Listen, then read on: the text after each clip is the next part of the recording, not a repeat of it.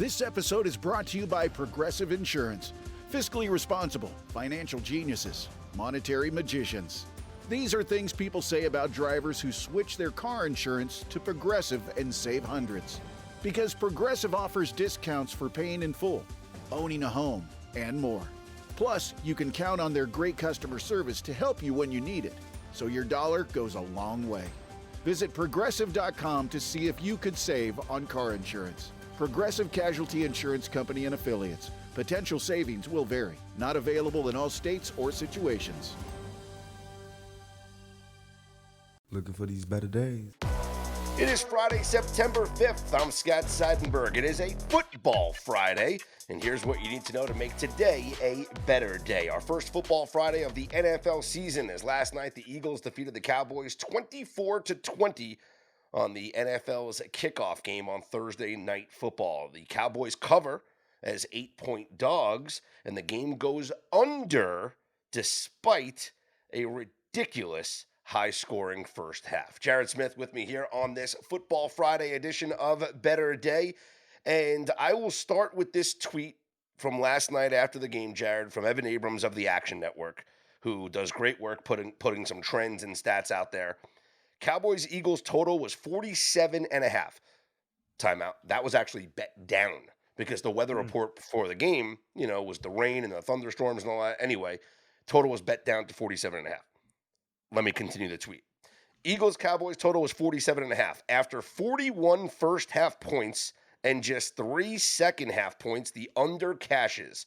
Games with 40 or more points in the first half with a full game total below 50 were 172-1 to the over in the last 20 years. You can now make that 172-2. But I will make the argument that was an under game the entire game. Yeah. And I think the 4 touchdowns scored in the first half is the more fluky stat than the outcome being an under 47.5 last night. What do you think about that? 100% right. I mean, think about it from Vic Fangio's perspective. He's sitting up there in the booth. He's not even on the field. He's in the booth getting ready to call his first scheme. And I'm not going to say Carter's going to be on the field for the entire game. He usually is one of the first guys subbed out, especially in pass rush packages. In fact, we heard that Dallas might want to go a lot of no huddle when he's off the field to try to keep him off the field. But imagine you're Vic Fangio and you plan a big part of your defensive scheme around the big man in the middle. And this dude's ejected before one snap. And he's not on the field. He has to panic. You got to obviously switch around a lot of, keys and alerts and all kinds of stuff that who knows what they actually had to switch and what kind of defense they had to actually be in the whole night. But the game starts frantic. It's almost like a team that really likes to press in college basketball and the other team just keeps turning it over. It was the worst possible start for any kind of under scenario because now Dallas knows they can just run it right down your throat. And Fangio's obviously in a bit of a bind. And then things settle down in the second half. He probably made some adjustments. They had the very long break with the thunderstorm to make even more adjustments. And they really didn't give up much in the second half of that game. Now, you could make the argument that CD should have made that catch, tough catch. He probably says he should have made it. But Dak was also throwing hospital balls all over the field in that second half. So it definitely felt like an under game in the second half. And then the Jalen Carter ejection really threw it through a loop. Sure. But I'm just going to make the argument, if we look inside the stats here for this game, and I know Warren Sharp had tweeted some stuff out last night. I tweeted about it as well we only had 1 4th down in that first half, but there was no passing game. There were a couple of long penalties. So the drives were aided by penalties, especially on 2nd and 23, getting bailed out and getting a first down there on a pass interference. But for the full game, Dak Prescott, 188 passing yards. Jalen Hurts, only 152 passing yards. Shout out to you for giving out that under passing yards on yesterday's show. I should have made that the best bet instead of the under first half. But no, the quarterbacks didn't pass up and down the field. There weren't big chunk plays. Miles Sanders, yes, had that big run, but that didn't hurt them. That didn't hurt the Eagles. That was in the second half, and they wound up getting the fumble recovery after that. The longest run by the Eagles was Will Shipley going for 20 yards. That's it. there was no chunk plays. It was penalties. It was, I can't explain it. Like if you play this game over and over and over again, there's not 40 points scored in the first half. It's just not. Unbelievable what I saw. I can explain it. The Eagles' offense isn't very good right now. They are a very one-dimensional offense right now. Okay. They are run the ball, get into third and manageable, set up for the tush push. They kind of remind me of an option offense right now with an RPO element to it. And listen, A.J. Brown had one target in the game, and it was late when the game was kind of over and they were giving him man coverage because they were expecting run, and he was open one-on-one. But I did a film study on this in July. Kevin Patullo, I'm already seeing Eagles fans crying about him and how he called that game in the second half. I mean, this is a guy, again, this was the handicap on Philly coming into the year. We know Sirianni and Hurts don't see eye to eye. We know that it's run 4 or 5 yards in a cloud of smoke, wear you down, Saquon in the fourth quarter, break your back. If you're in a game that's kind of a shootout, which this game was in the first half, I don't know if the Eagles are that kind of offense. They need to play in front, and they need to be the bully, because I don't think this is a drop back, comeback, Joe Burrow, spread it out kind of offense. And I think a lot of it is because they don't fully trust Patullo, and I don't really know what the health factor is of these receivers. So this is what the Eagles are, guys, honestly. And we're going to have some matchups, I think, that we're going to exploit with them. A lot of Jalen Hurts unders, because they're going to be favored in a lot of these games. And I think these games are going to be absolute slugfest, especially in the division. 152 combined penalty yards in that game last night. That'll certainly help you move the football down the field. But the game still stays under. And week one unders, Jared, just continue to cash. So, we lost the first half under. And our same game parlay, we lost the first half under aspect of it, but cashed the Jalen Hurts receiving. Yeah. I mean, Goddard was going crazy. And Dallas Goedert had 7 catches, so 2 out of 3. So if you took the recommendation, and I tweeted the video out, I put it on YouTube, it was on TikTok and Instagram as well, of our same game parlay breakdown. And before we even talked about any stats, Jared, the first thing I said was that same game parlays are designed for you to lose. And your better option is to just play the 3 individual props individually at the best numbers. And if you did that, you went 2-1 last night and you came out ahead. So congratulations if you took those. So that was one certainly takeaway from the game last night. The other takeaway, I think we just have to be playing Cowboys overs. Their defense is terrible. Yeah, they're last year's Bengals, right? They're last year's Bengals. I don't love their run game either, honestly. I know Javonte Williams had a little bit of a boogie, right? He scored 2 touchdowns, so like the box score and the prop bettors are going to be happy.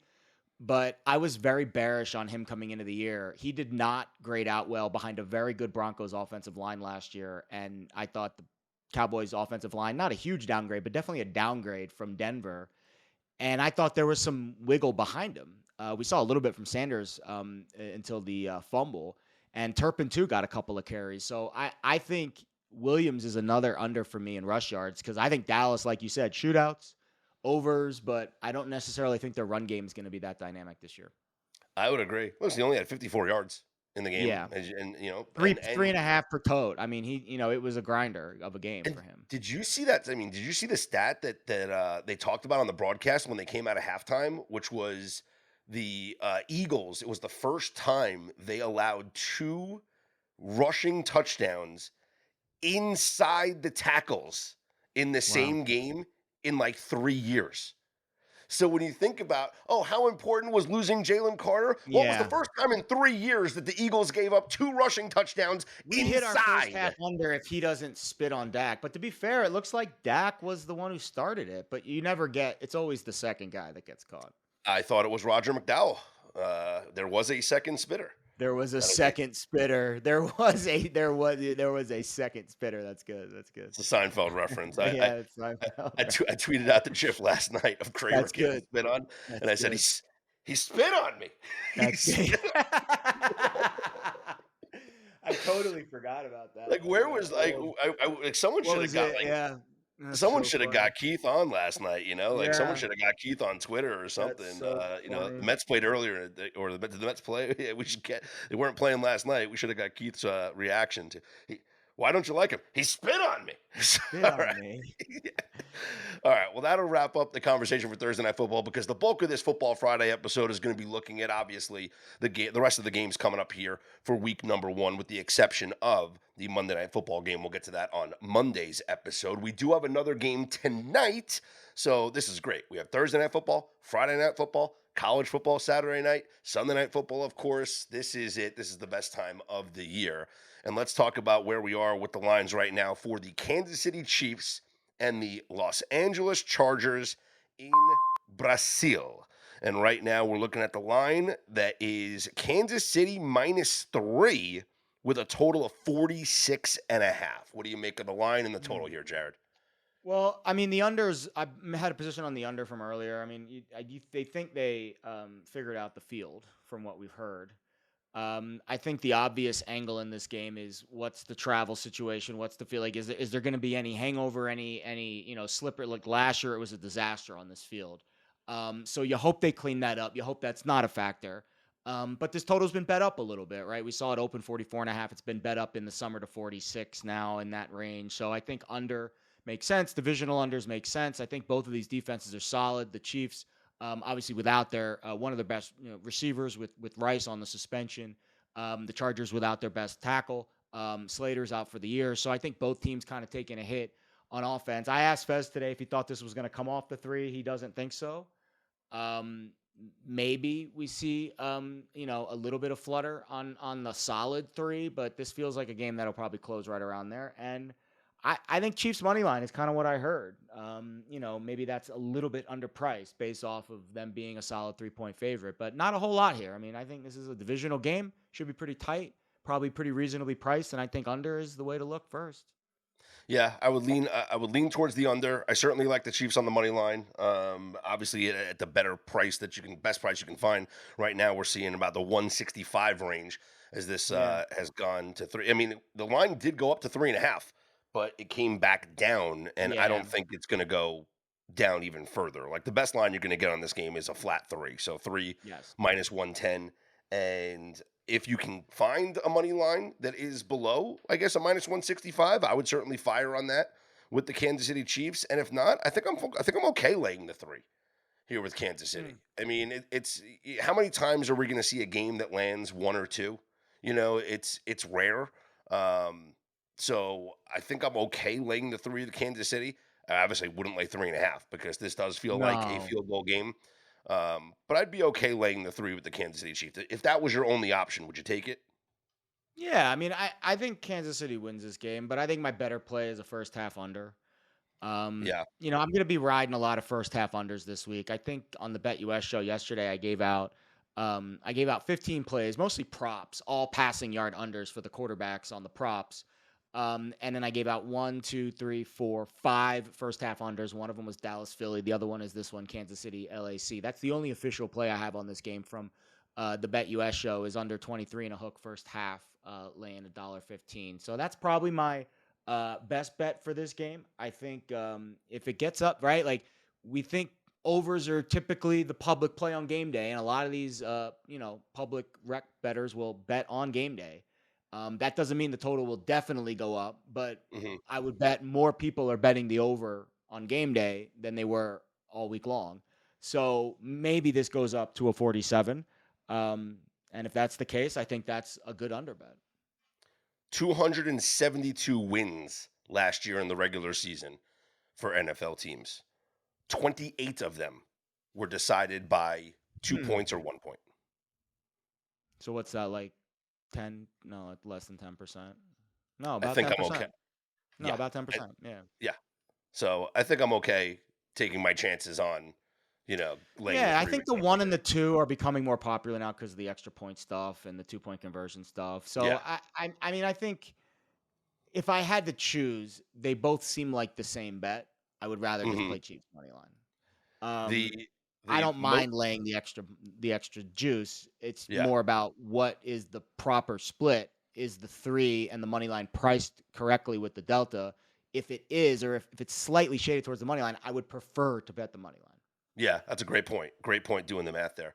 Here's a little quiz hot shot. The most common margin of victory last year in the NFL. It Out of wasn't those 3. wins. It's probably 6. Was it 6? It was 3. 37 It was wins by 3. 3 points. The second most common, 6. Yeah. The 6 is third most, becoming really big. 6 is yeah, becoming really big. third most common is 7, tied with, you might be surprised by this, 5. No, because of the 8. Great Because point. Yeah. it's I think so. I did a study. Las Vegas Chris did a study on this too. I used to have access to a great database on NBC's website when I worked at Pixwise, and my boss was the former NBC betting boss. I had access to the NBC betting database, and I had all the key numbers back to like the 70s, and it showed that 3 over time was just kind of trending down a little bit. Yes. And 5, 2, 8 were kind of on the upswing slowly, like over the last 10 years, brick by brick. And I think it's only going to get more pronounced now that kickoffs, because now what you're seeing with the kickoffs is less teams are kicking the field goal inside the 5. So there's fewer field goals being kicked, period. Now, to be fair, there's probably deeper kicks happening, but those are tough to make. So I think just over time, like evolution of the numbers, I think makes sense. And the 5 and the 6 and the 8, I think are going to become more prominent. Tremendous point. I was just looking back from the start of the 2021 season. 3 is by far the most. 6, 7, 2, 10, 4, 1, 5, and 8. Sounds about right. Those are the most common. Okay. You still want to be on the right side of the 3. Sure. Yeah, like I still the 3 matters. I think it matters more in the NFL than it does in college. I think college, for sure. the 6 and 7 Yeah, of matters course. more. Yeah, and especially college now with the triple overtime rule, where it's just a 2-point conversion contest. Total in this game, a total in the first half is 23.5. Same thing like I felt with last night. I would love to get a 24. You know, like if the public comes in and bets this total to go higher before we get to kickoff, maybe we do get a 24 in the first half. I'd be interested. I'd be more inclined to take the 24 than the 23.5. Again, Totally those agree. key numbers there. And the Chiefs are laying 1.5 here in the first half. Let's try and cook up a same game parlay real quick. Jared, you like the Chiefs on the money line? Let's make that the first leg. How about that? Under 20. Can we get a 20? Can we buy up to 24.5 in the first half? Is that available on a same game parlay? On a same game parlay, they usually let you do that stuff where they'll give you like the alternate totals on the first halves. So I think this is going to be a tight game. I think this is going to be the opposite of what we saw last night, where a star defender gets ejected on the first play and all heck breaks loose. This feels like a Harbaugh slobber knocker game. That's what I get. That's the vibe I get. No alternates here on the same game parlay tab, but if we just do Chiefs money line under 23.5 first half, we're at plus 173. I'd like to go with a Mahomes rushing yards over. It's at 17.5. Is that too many? No, I like that. I think in these primetime games, anytime you that's go the with handicap. Rushing yards props is a good idea. I like it more in the Buffalo-Baltimore game, but we can get to that at a later time. Yeah. So here we have plus 392 is what we are if we go under 23.5 first half. Chiefs money line for the game and Mahomes over 17.5 rushing yards. Is there another prop that you'd like to toss in there? No. I mean, I think both quarterbacks are kind of Herbert's not enough of a runner for me to get there. I'm not great at there's some people out there that are really good at finding those like hidden gem guys. Yeah. I'm not good at that. That's not my expertise. I know that's not a strength of mine. Like some guys are out there pulling out 8, 9, 10 to 1 anytime touchdown bets out of their ass. I don't know where they're getting it from. Nick Costos is really good at that. I give him a lot of credit for that. I'm not good at this. So unless I have a specific angle I like, I'm not good at just pulling these guys out. Well, the one leg that I would add, and this is something that I was on a lot last year, and it's because of there's so much attention that's given every single every single game that Travis Kelce plays, right? For the Kansas City Chiefs, it's Travis Kelce, Oh it's yeah, the Travis Kelce, it's Kelsey Travis Kelce. angle. Yeah, there you go. Now, there's so much tax on the Kelsey props because he's so popular, and obviously now he's engaged to Taylor Swift. Now the eyes of the football world are always going to be on Travis Kelsey. However, the underlooked aspect of all these Chiefs games is how often they line up in 12 personnel, and what that means, and you can explain that to the audience, Jared. 2 tight ends on the field, correct? Yeah. One running back, 2 tight ends. The first number in that numerical is how many running backs are on the field. The second number is how many tight ends. And so when you look at the Chiefs, who line up in 12 personnel a lot with 2 tight ends on the field, the player that gets overlooked in the betting markets but has provided us with a lot of cashes over the last couple of seasons has been Noah Gray. He is at that's your guy. Yeah. 1.5 receptions. It's heavily juiced. It's at minus 190 to the over, but we put that in our same game parlay here. Noah Gray over 1.5 receptions is the prop here. That makes our 4-leg same game parlay plus 673.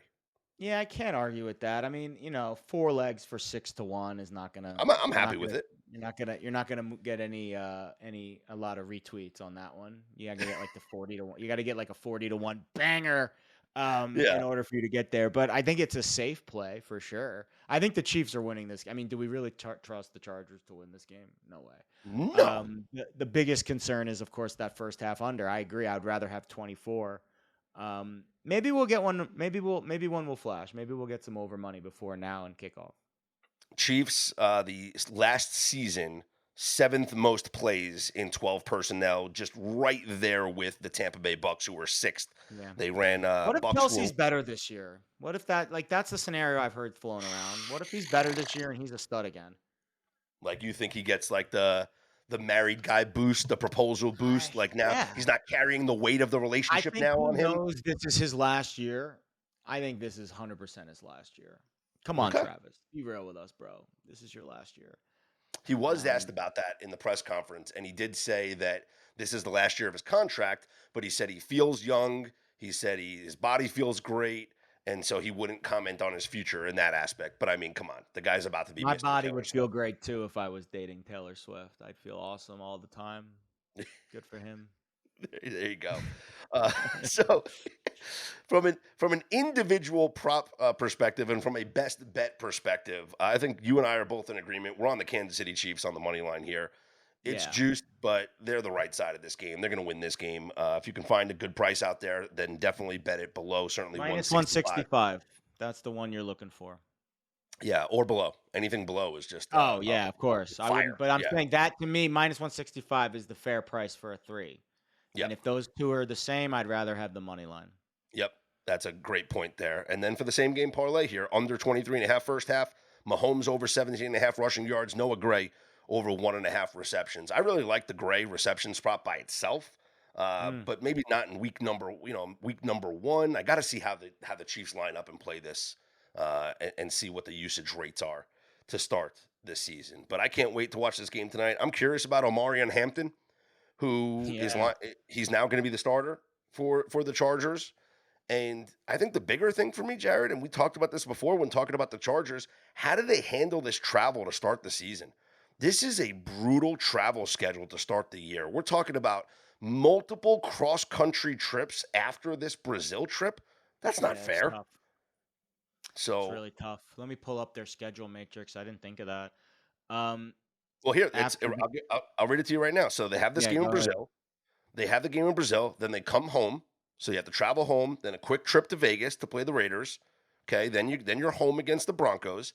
Then you go cross country to play the Giants. Fly back across the country to play home against Washington. Fly back across the country to play at Miami. Fly back across the country to play home against Indianapolis. We're talking about 4 cross country flights in 2 weeks. Yeah. Crazy. And then you're doing it again weeks 9, 10, and 11 at Tennessee. You're home on a third. Now you do get a rest advantage before the game against Tennessee, but you're at Nashville, home for Pittsburgh, at Jacksonville back on the East Coast. Yep. And then you get your bye week, and then down the stretch, goodness gracious, it's Philly, it's Kansas City, it's Houston, it's at Denver outdoors in the snow week 18.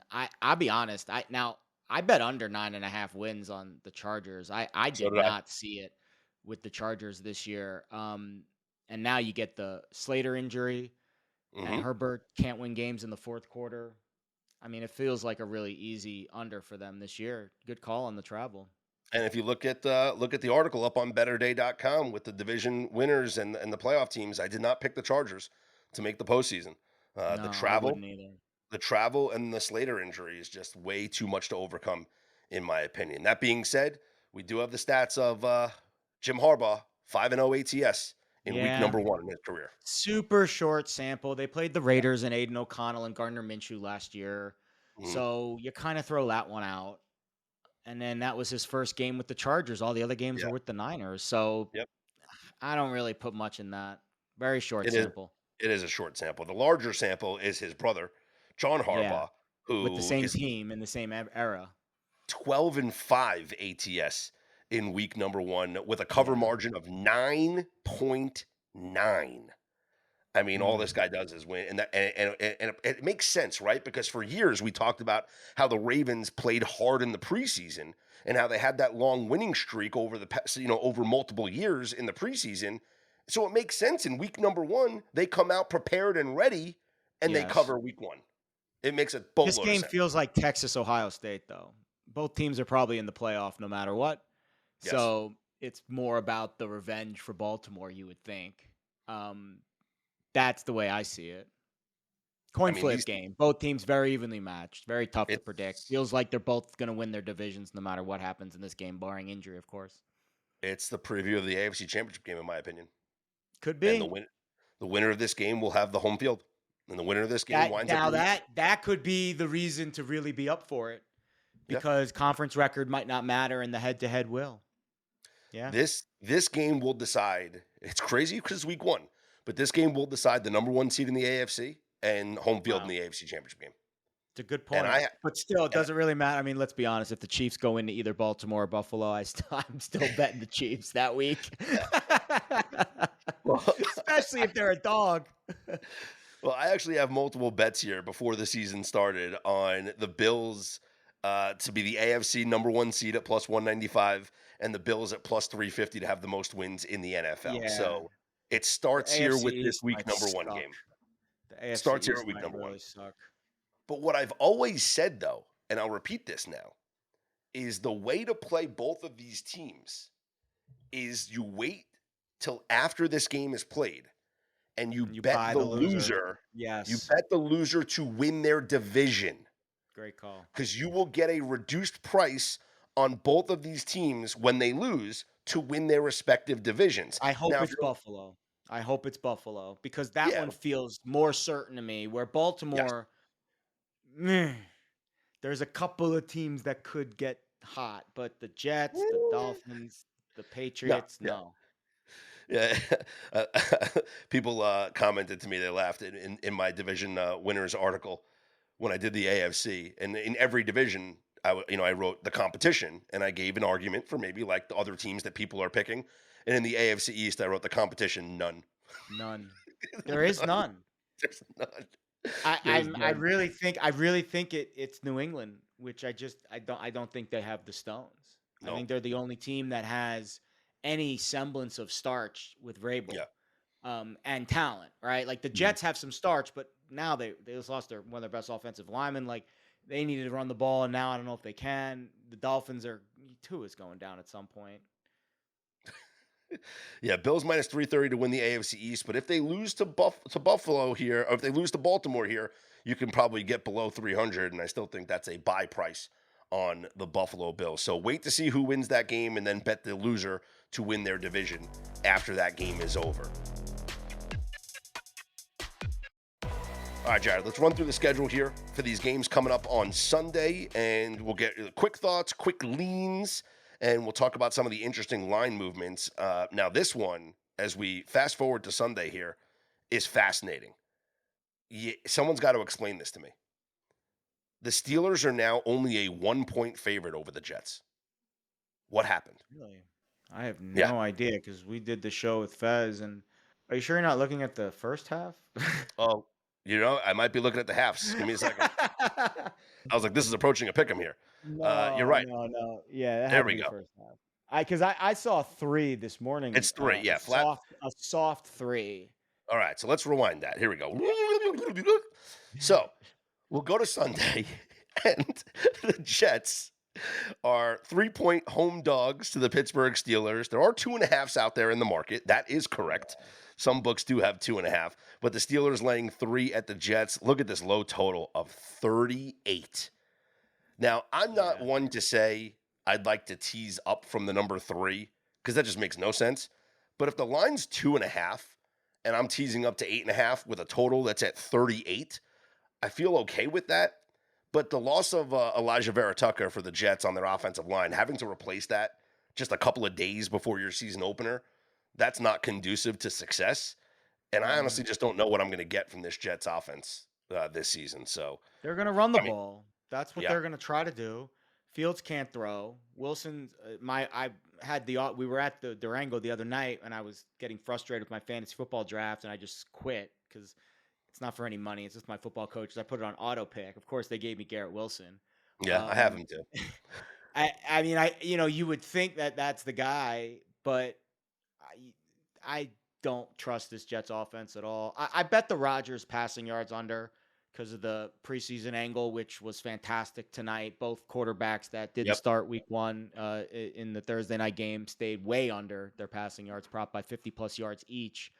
I think now you just got to back that trend blindly until it bucks you. You bet on 9 of those guys. I think you finish, 6-3 at worst.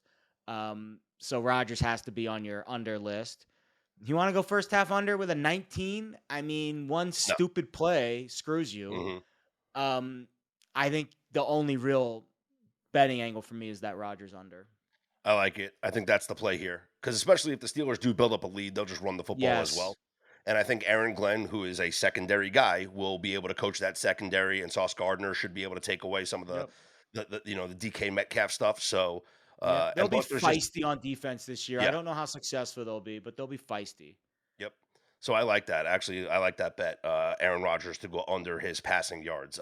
And we're going to keep mentioning the quarterbacks on Jared's no-show list, the guys that did not play in the preseason. We saw 2 of them here on Thursday night, Dak Prescott and Jalen Hurts. Aaron Rodgers is the other one, as well as Michael Penix, Baker Mayfield, also in the same game. Lamar Jackson and Josh Allen in that same game on Sunday night. Jared Goff and Matthew Stafford. So let's move on to the Colts hosting the Dolphins, and this one is now a pick'em with a total of 46. I have seen a lot of love for the Colts here, and I think it's more so because of hatred for Miami than love for the Indianapolis Colts. But everybody that I talk to wants to pick the Colts in this game. Yeah, I think Irsay's induction into the Hall of Fame, the Ring of Honor before the game that'll be a moment, but that moment will dwindle very quickly once the game actually starts. This is all about, can Daniel Jones navigate the offense? Does Miami have any? I mean, they seem to be like brittle, like caramel brittle, like that stuff I used to eat at the fair where you just break it apart. Like they seem like a very fragile team. And they're on the road against the Colts team that, listen, I do think Indy at their core has a little bit of moxie to them. Like, I really like Jonathan Taylor. I really like Tyler Warren. I like Shane Steichen. I think I prefer their intangibles to Miami's right now, but Miami has the flashy Maserati firepower that can cook you at any moment. But A-Shane's a little bit banged up. We'll see what their run game looks like. Their run sets up their pass. It's not the other way around. I know you think that, Tyreek Hill and Jalen Watt are these studs, but if they don't run it to set it up, it's not as effective.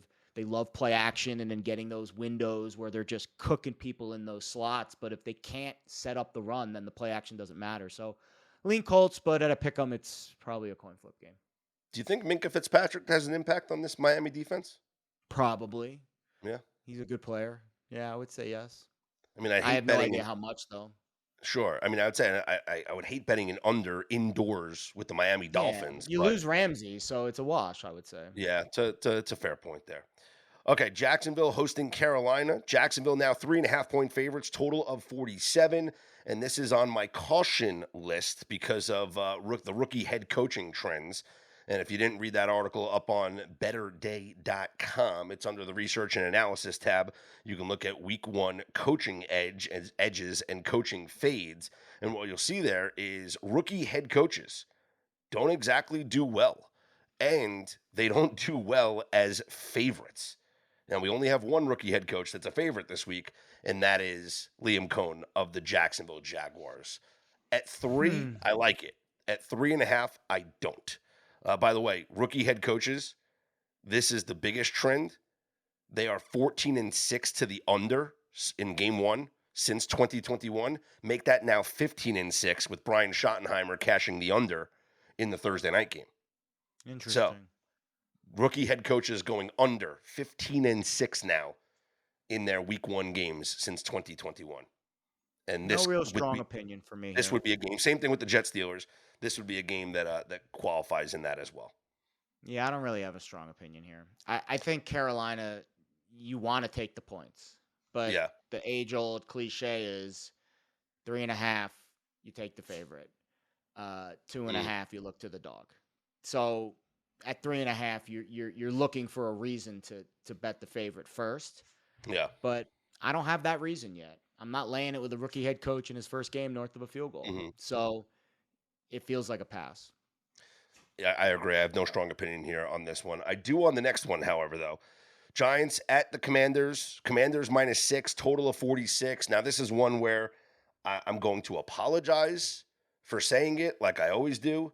I have the better number in pocket, okay? I would still play it at +6. But I do have Giants +7 from, 3 weeks ago.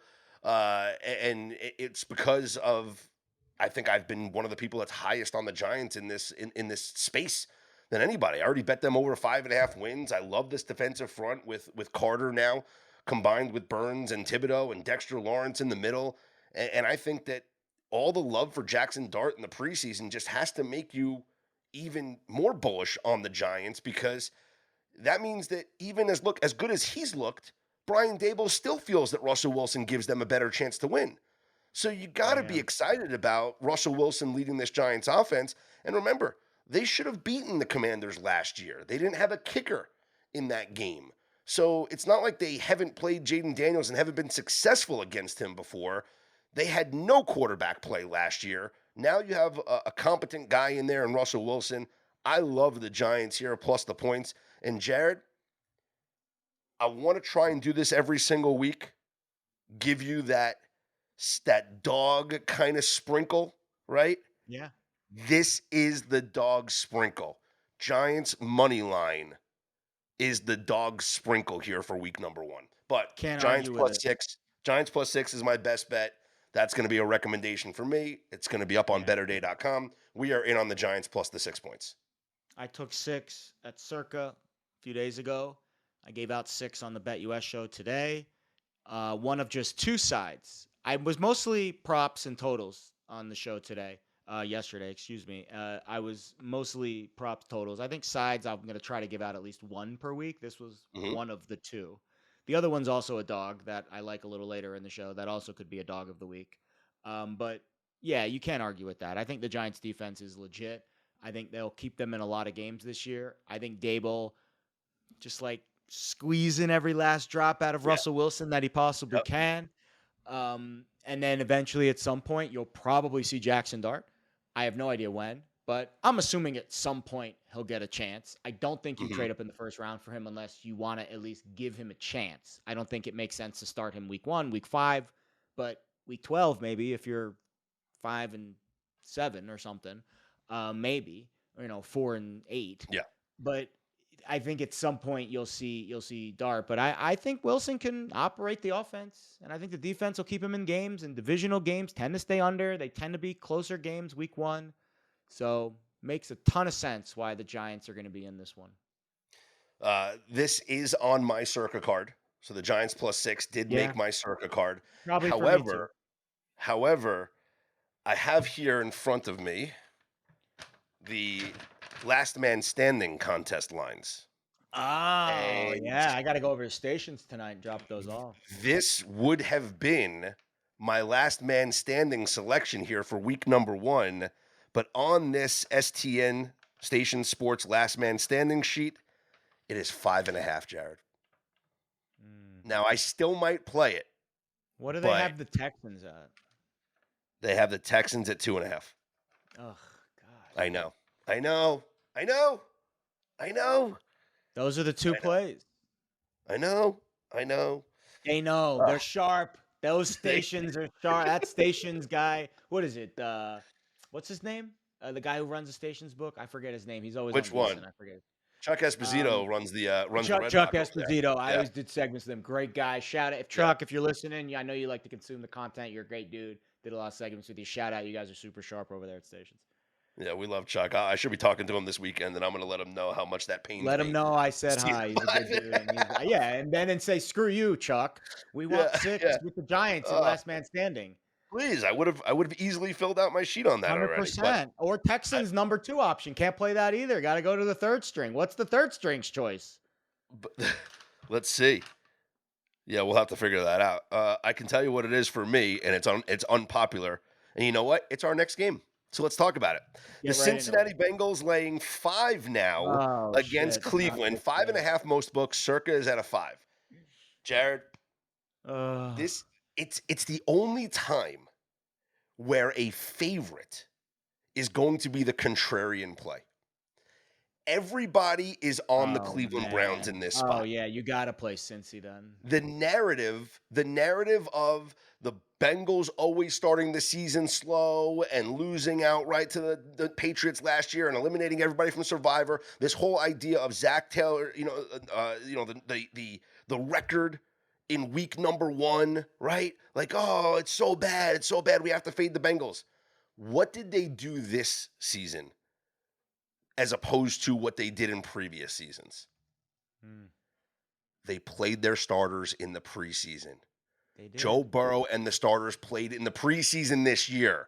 Why? Because Zach Taylor knows the history with starting the season out slowly, and he's trying to change that. The fact that we saw Burrow and Chase and Brown play in the preseason this year for several series, that's going to help them here in week number 1. I think the Bengals roll the Browns in week number 1, much to the chagrin of everybody out there that's just taking the Browns because that's the cool narrative to fade the Bengals here in week 1. It's a rare time where the favorite is actually the contrarian play. Yeah, totally agree. I think there's a certain element of surprise that, like, to be fair, though, I said the same freaking thing last year, and I got bounced in Survivor in week 1. So I'm not going to let that deter my opinion because your opinion makes more sense logically. Public dogs have fleas, and they are like, if this was such a big dog in the market, it would not. It's been 5.5, 6 all freaking summer, and now all of a sudden we're getting all this love for Cleveland. Like, where has it been all year? Like, this line should be down to 3.5 if Cleveland was really legit.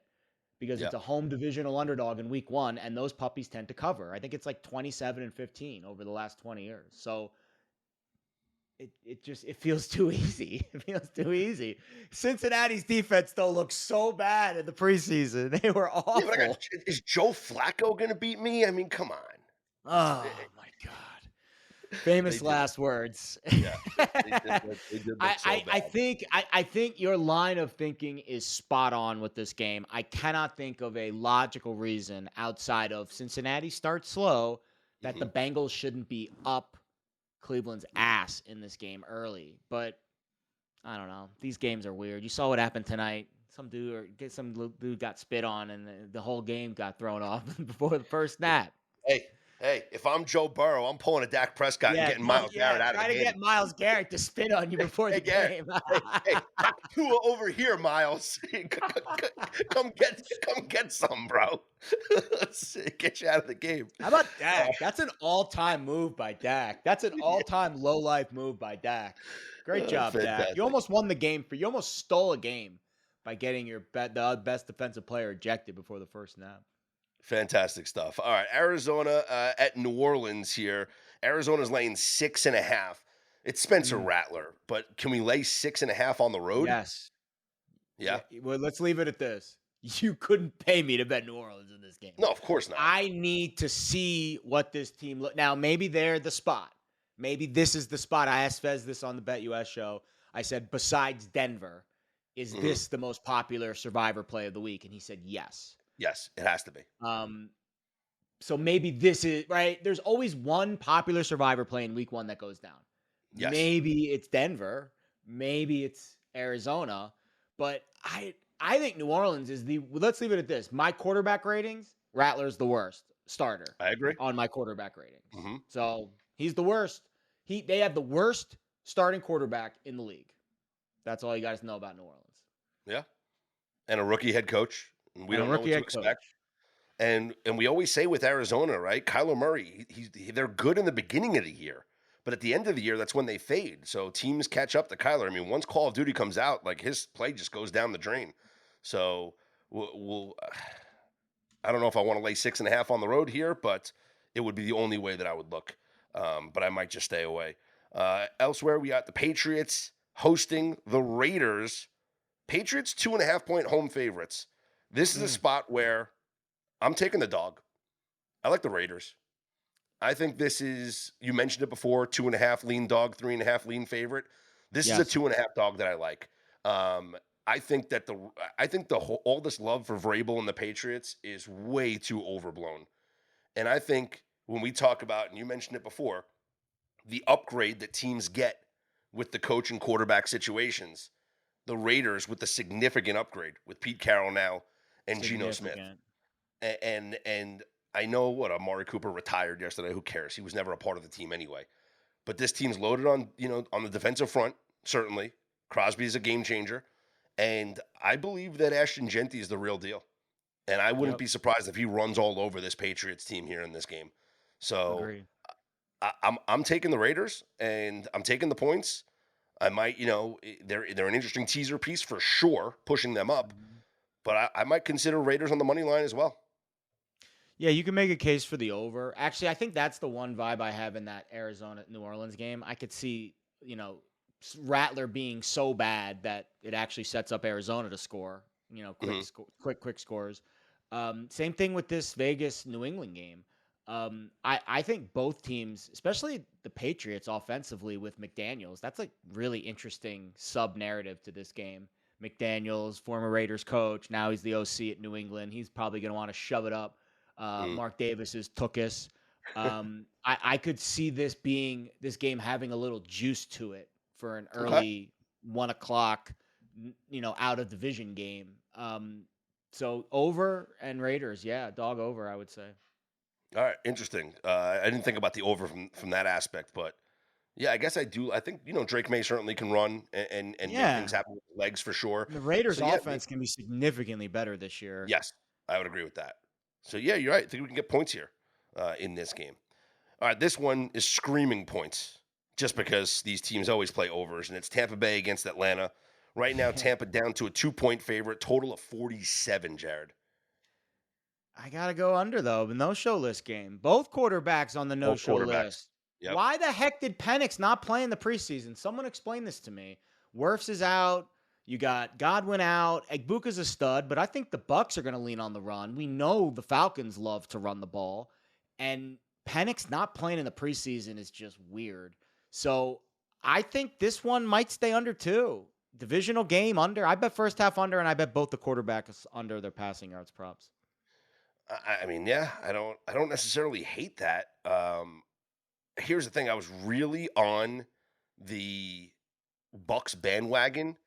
I don't like their injury report that came out. No, neither do I. Obviously Wirfs is out here, but there's still more players that are popping up here on this injury report. And it's, let's see, Evans didn't did not participate. practice. Godwin, we didn't expect him Otten to. got into practice, but he's a little bit He's been banged up, unstable. yep. And Vita Vea also DNP. I think Yep. Atlanta's going to run the ball very effectively in this game. I think Penix is going to stay under his prop. I think Makefield's going to have a charge. I think Atlanta wins a tight game that, might coin flip over, but I could see this game starting slow for sure as these teams kind of settle in. Big division game. This game could honestly, this game could really decide the division. It's going to be a tight division this year, I think, between these two teams. I'd agree. And remember last year, Kirk Cousins had a field day going up against this Bucs defense, Yeah. right? So, like, how's Todd They'll be Bowles better. gonna? They'll be better this year against this team, I think. Yeah, like how's Todd Bowles going to handle now Michael Penix and making some tweaks from what happened last year? See, that's the thing. Todd Bowles doesn't get enough credit for his defensive schemes, so that's something that I'm very intrigued by is to see how Todd Bowles adjusts here to Michael Penix. Maybe he confuses him a little bit. Maybe I don't know. We'll see. It's definitely fascinating here. As much as I love the Bucs this year, the injury report scares me. I don't know if I can lay the two here on the road. No, I took 2.5, but now that You it's did. 1.5, I'm kind of, Okay. I would still bet Atlanta if I had to pick a side, but obviously the 2.5, I'd much rather be there. Tennessee at Denver. Denver laying 8.5, total of 43, 42.5 on the board as well. We will see the debut of Cam Ward, the number 1 overall pick, going into Denver, where we know they have a significant home advantage, especially early in the year. And it's what could be not just the best defense in the NFL, but the best offensive line as well for Denver. So this could be a really good season for the Denver Broncos. This is a tough spot I can't think of a tougher spot for a rookie quarterback making his first start on the road at Denver, at altitude. I do think Tennessee's very live, though. I want to go on the record right now and say I am intoxicated with Cam Ward's upside. I have no idea how low the floor is because you just haven't seen him process at that level. And how does he handle the mistakes? Does he overcome them? Does he bounce back from them? Does he, like Will Levis, does he compound them? That's the question I can't answer right now.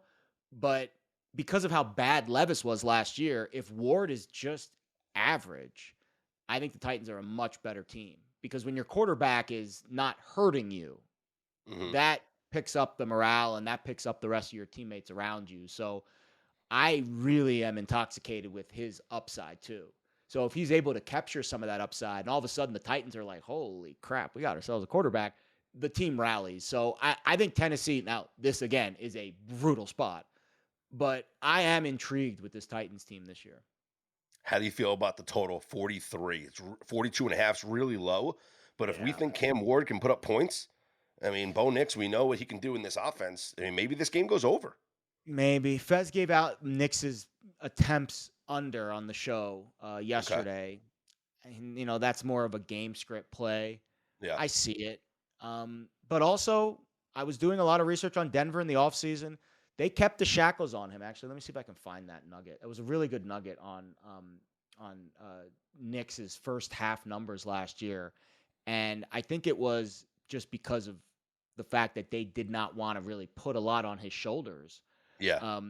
Early in games. Yeah. So, and also head coaches make great halftime adjustments. Yeah. Like I think it was Peyton making a lot of halftime adjustments, but they were 23rd in first quarter points per game, 26th in first quarter points per drive. Peyton eased Nix into games last year, and they trailed in the first quarter a lot.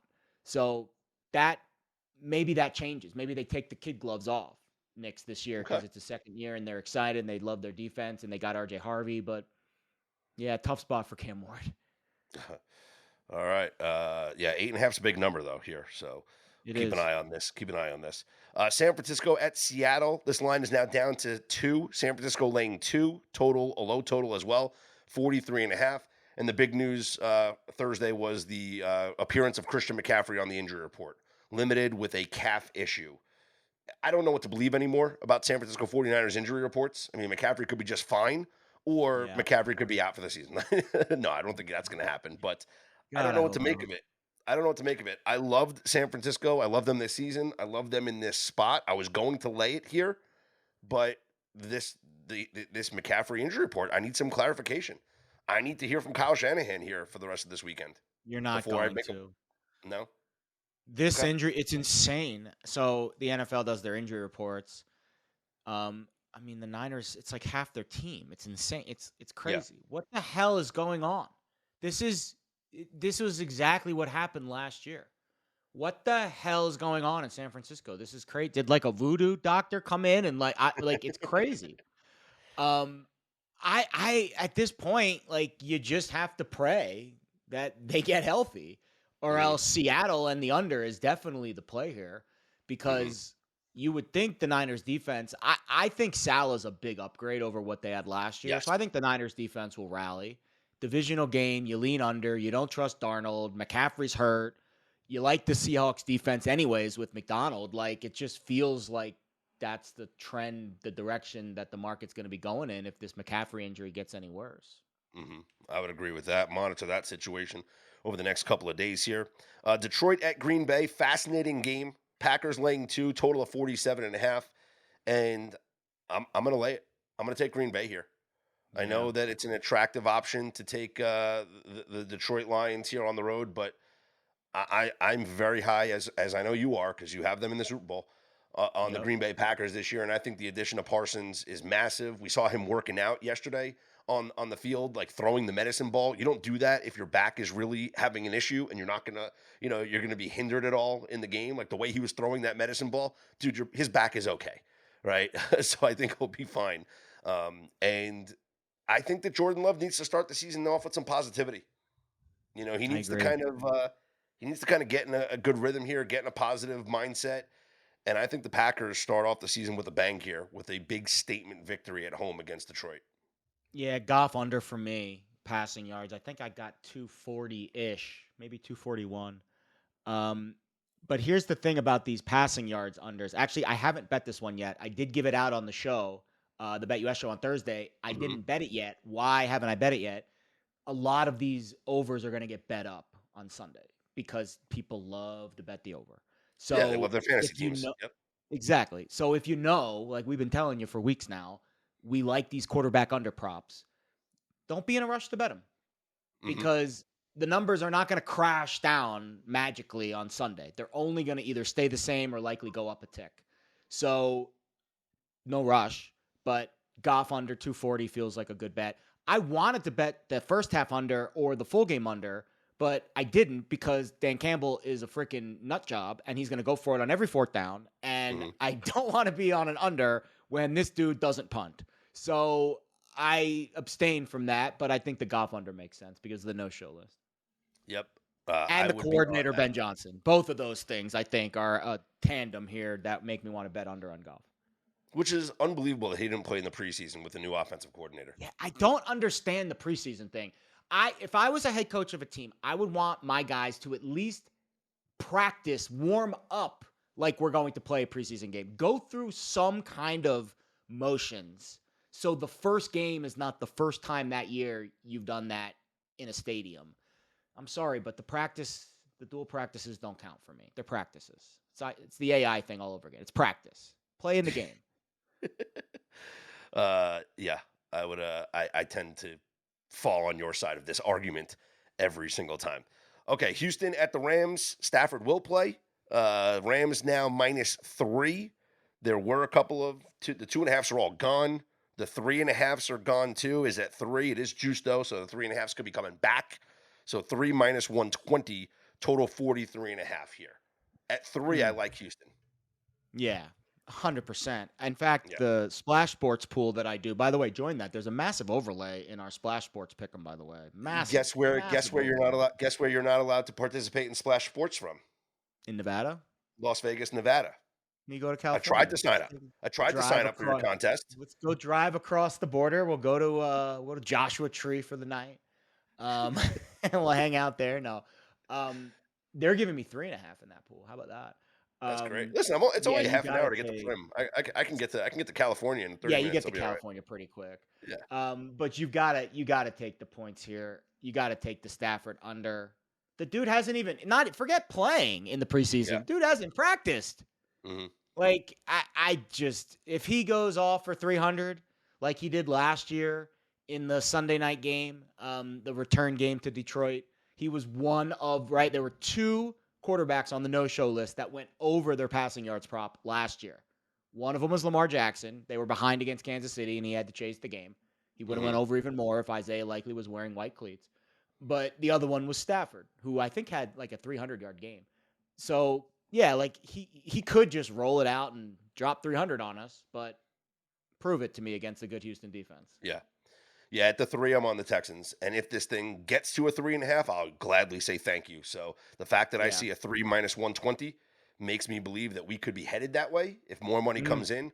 But if not, I'll just take the 3 here with Houston. And then finally, our Sunday night game, we talked about it briefly, but Baltimore at Buffalo. We had a flip of the favorite here. Baltimore is now a 1-point favorite, total of 50.5. Both quarterbacks on the no-show list. They did not play in the preseason. I am teasing up Buffalo. So if you can, there's 1.5s that are out there. I'm taking the 1.5s and I'm taking it up to 7.5. I'm teasing Buffalo up. That's my play. Yeah, I mean the teasers are tough to find at a reasonable price these days. If you can find one, I like any teaser that's a Wong at a reasonable price.